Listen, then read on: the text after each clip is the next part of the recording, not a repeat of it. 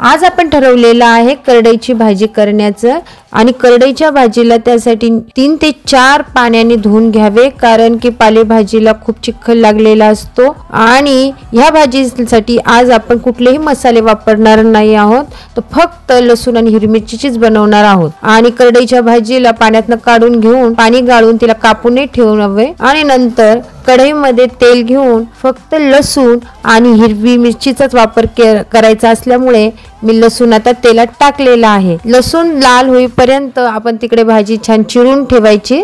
भाजी चिरलेली असावी, तयार ठेवायची आहे। आता लसूण लाल झाला की आपण हिरवी मिरची टाकणार आहोत। आज आपण ठरवलेलंच आहे की आज भाजी आपल्याला एकदम साधी बनवायची आहे, फक्त लसूण आणि हिरवी मिरचीची, कुठलेही मसाले नकोत। आपल्या शरीराला फारसा मसाल्यांची पण आवश्यकता नसते आणि करडईच्या भाजीला तर असं एकदम साधी सोपी तुम्ही करून बघा।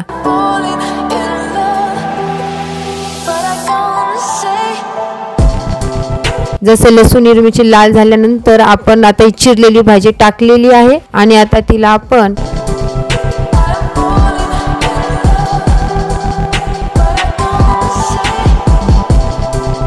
वर खाली करून हलवून घेऊ आणि ह्या भाजीला आपल्या चवीनुसार मीठ सुद्धा टाकायचे आहे। पालेभाज्यांमध्ये शक्यतो सुरुवातीला मीठ कमीच वापरायचे। पालेभाज्या ह्या नेहमी कमी तेलात कमी मसाल्याच्याच बनवाव्यात। आणि भाजी जेव्हा आपण खालीवर आपली हलवून झालेली आहे तेव्हा आपण थोडेसे झाकण ठेवावे। मधून मधून झाकण काढून तिला चेक करायला हवे, कारण भाजी खाली करपत असते।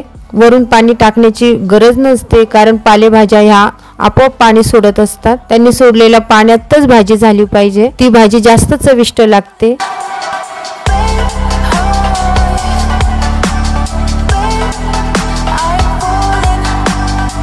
आणि घरात मी चटणी बनवून ठेवलेली होती शेंगदाण्याची, ती 2-3 चमचे मी या भाजीवर टाकली, त्यामुळे भाजी अशी छान झालेली आहे। तिचा स्वाद आणखीन वाढतो या चटणीमुळे। ही शेंगदाणे लसूण आणि हिरवी मिरचीची चटणी होती।